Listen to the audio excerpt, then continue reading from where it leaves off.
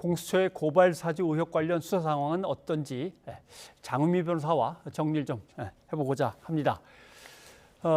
어서 오십시오. 네, 안녕하세요. 공수처가 김경률 회계사의 휴대전화에 대해서 아마 통신 자료를 요청해서 받은 모양입니다. 그래서 김경률 이제 회계사 하면은 참여연대에 있다가 나왔고 아마 조국 흑서의 공동 저자로 이제 이름이 알려진 사람인데 여기에 대해서 공수처면 일단 공직자를 수사하는 쪽인데 김경률 회계사 관련해서 통화 기록을 왜 가져갔을까? 이제 그 문제가 제기가 됐습니다. 그렇습니다. 그래서 김경률 회계사는 이제 어제 본인의 SNS에 공수처에서 내 통신 자료를 가져갔다라는 부분을 이제 공개를 하기도 했고, 그렇다면 말씀하신 대로 공수처의 수사 대상은 고위공직자인데 왜 개인인 김경률 회계사의 통신 자료를 들여다봤을까와 관련해서는 이게 법적 근거는 있습니다. 왜냐하면 전기통신사업법에 따르면 수사기관은 어떤 재판과 수사와 관련돼서 자료가 필요하면 이 통신 자료를 수사 자료로 삼기 위해서 열람 내지는 확보하는 게 가능하도록 돼 있습니다. 그러니까 이 전기통신사업법에 따르면 그 부분이 뭐 어떤 고위 공직자에 한정되는 건 아니고 고위 공직자를 수사하는 과정 중에 있어서 일반 개인이더라도 이 수사 자료가 필요하다면 확보하는 게 가능하기 때문에 공수처의 해명대로 이 부분이 어떤 적법 절차를 위반하거나 법 위반 사안이 있는 것 같지는 않고, 다만 이 부분과 관련해서 김경률 회계사는 이게 공식적으로 통보를 받아서 내가 이 사실을 인지하게 된 게 아니라 누군가 조언을 하기를 뭔가 수사선상에 올랐을 수도 있으니 한번 통신사에 문의해보는 게 어떻겠냐라고 해서 실제로 문의를 해봤더니 내 통신 기록을 들여다봤다더라라고 하고 해당 내용을 공개하게 된 겁니다. 지금 뭐 화면에 잠깐 나가고 있습니다만 내가 고위 공직자 중에 아는 사람이라면 요새 뭐 문제가 될 만한 사람이라면 윤석열 국민의힘 후보밖에는 없는데 라고 이제 한 거란 말이죠. 그렇게 말을 했습니다. 그런데 실제로 보면 공수처 3부가 아마 한 것 같은데 맞습니다. 이 공수처 3부가 고발 사주를 갖다가 이제 수사를 갖다 했던 바로 그 팀이니까 뭘 보려고 했을까요, 그럼? 네, 말씀하신 대로 이 통신 자료 내역을 이제 조회를 해봤더니 가져간 어떤 정보는 뭐 이름, 거주지, 주민번호, 그리고 뭐 휴대전화 번호 등등이었다고 합니다. 그렇다면 이게 김경률 회계사라는 개인을 겨냥했다기보다는 공수처에서 수사하고 있는 어떤 피의자와 관련해서 통신 자료를 분석해봤을 때 통화를 뭐 자주 했다거나 뭔가 더 들여다볼 여지가 있는 번호를 추출해서 아마 이 통신 자료를 확보했을 개연성이 좀 높아 보입니다. 그렇다면 이게 말씀하신 대로 공수처 수사 3부에서 들여다본 것으로 나오고 있는데, 공수처 수사 3부는 초기에 고발장 사주 의혹을 수사했던 담당 부였습니다. 그렇다면 이 부분과 관련해서 뭔가 고발장 사주 의혹과 관련해서 김경률 회계사의 통신 내역까지를 좀 보게 된 부분이 있는 것 같고, 이와 관련해서 당연히도 뭐 야권에서는 어떻게 민간인에 대해서 이런 부분까지 들여다보냐, 문제가 있다라고 이야기하고 있는데, 그 부분과 관련해서 아무래도 김경률 회계사가 뭐 윤석열 후보를 지지하기도 하고 또 뭐 대표적으로 진보에서 또 보수 쪽으로 넘어간 인물로 되고 있고, 특히나 대장동 이슈와 관련해서 굉장히 화력을 집중했던 측면이 있습니다. 본인이 회계사이기도 하고 이런 자금 흐름을 분석해서 뭐 SNS, 방송 출연 등을 통해서 뭐 이재명 후보를 굉장히 이제 공격하는 데 앞장섰기 때문에 정치적인 탄압 논리를 이야기하고 있는데, 대장동 수사는 지금 검찰에서 수사를 하고 있고 고위공직자 수사의 영역도 아니기 때문에 그 수사와는 좀 무관해 보이는 부분이 있습니다.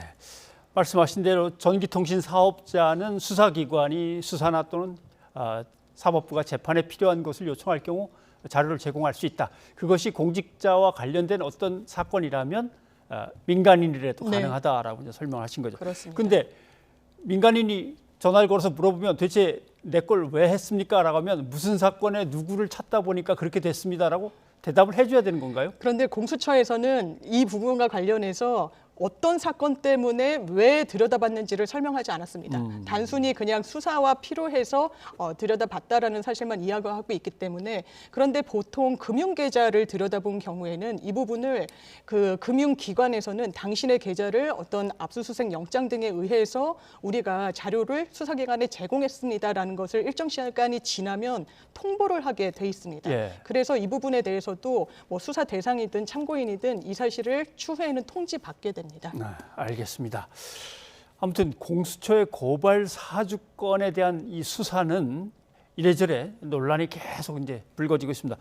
그런데 핵심 피의자는 손준성 검사인데 네. 손준성 검사는 지금 몸이 아파서 입원 치료를 받는다고 계속된 조사에 일단 응하지를 못한다는 얘기를 전한 모양입니다. 그렇습니다. 사실 손준성 검사의 두 번째 구속영장이 기각이 된 그렇죠. 이후에 사실 공수처로서는 그렇다면 고발장 사주 의혹이 아닌 또 다른 불거진 판사 사찰 문건과 관련해서 좀 시간 텀을 많이 두지 않고 재소환을 좀 통보했습니다. 예. 이 부분은 사실 손준성 검사로서는 너무나 이 촉박하게 또 방어권을 보장받지 못하고 소환 조사를 좀 통지받았다라는 점이 분명히 있을 것인데 그렇기 때문에 좀 다시 조율을 해서 이번 주 안에는 한번 소환 조사를 하기로 일정 조율 중에 있었던 것 같습니다. 예. 그런데 개인적인 뭐 일진상의 사유로 입원을 하게 됐고 입원을 하고 있는 상황이기 때문에 당연히 공수처에 출석해서 조사를 받는 것은 불가능하게 됐고 그렇다면 이 부분과 관련해서 누구나 건강이 훼손된 상황에서 조사를 받기는 어렵겠지만 예.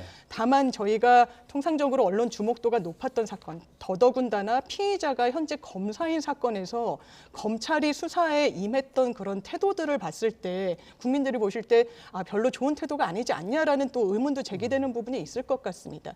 예를 들면 무슨 뭐 술 접대를 받았다는 검사들 같은 경우에는 갑자기 휴대전화가 고장났다라고 하고 뭐 부부싸움 중에 훼손이 돼서 마트에 버리고 왔다라는 다소 납득할 수 없는 뭐 논리를 펴기도 했었는데 송 검사 같은 경우에도 수사에 적극적으로 응할 생각은 네. 없는 것 같고 그렇다면 벌써 12월 뭐 중순으로 접어들고 있기 때문에 올해 안에는 뭐 고발 사주 의혹뿐만 아니라 판사 사찰 이 부분에 대해서도 사실 수사가 돌파구를 찾지 못할 거 아니냐 이런 전망이 나오고 있습니다. 예, 두 번이나 영장이 이제 기각됐으니까 다시 청구하기는 좀 그렇고, 그럼 뭐 방문해서 신문을 한다든가 네. 조사를 한다든가 아니면은 뭐 서면으로 해도 질의서를 보내서 한다든가 뭐 방법이 없는 겁니까? 이런 그런 방법이 방법도 있습니다. 예. 서면 조사를 하기도 하고, 근데 서면 조사는 말 그대로 질의지를 보내서 거기에 대해서 문서로 답을 좀 정제된 채 받는 거라서 수사에 그렇게 효율성 측면에서는 아마 공수처가 택하기는 어려울 것 같고 직접 방문할 수도 있는데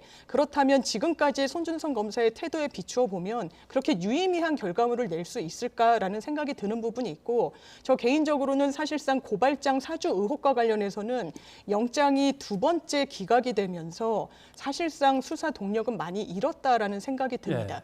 그렇기 때문에 공수처에서는 이미 행정소송에서 윤석열 후보에 대해서 징계가 오히려 2개월이 가벼웠다라고 판단을 받았던 판사 사찰 문건을 만들어서 배포한 부분이 위법하다라고 한 부분을 전제로 한 이 판사 사찰 문건 수사에 더 주력할 가능성이 높은데 이 부분도 비교적 고발 사주 의혹보다는 쉬울 거다. 왜냐하면 행정소송에서 이미 어느 정도 가닥이 잡혔기 때문에라는 전망이 맞습니다. 그렇지만 그렇다고 하더라도 행정과 민간 이런 민사소송의 영역에서의 증거조사라는 건 강제수사권을 가진 형사 절차보다 훨씬 엄밀하지가 못합니다. 그래서 거기서의 위법성은 비교적 넓게 인정이 되는 반면에 형사에서의 어떤 불법성은 굉장히 좀 협소하게 그리고 증거가 탄탄히 있어야만 입증이 되는 부분이 있어서 판사 사찰 문건 의혹도 이렇게 핵심 피의자의 협조를 받지 못하는 이상 상당히 좀 난항을 겪을 것으로 보입니다. 그런 점에서 공수처의 이 사건에 대한 수사가 더 의욕도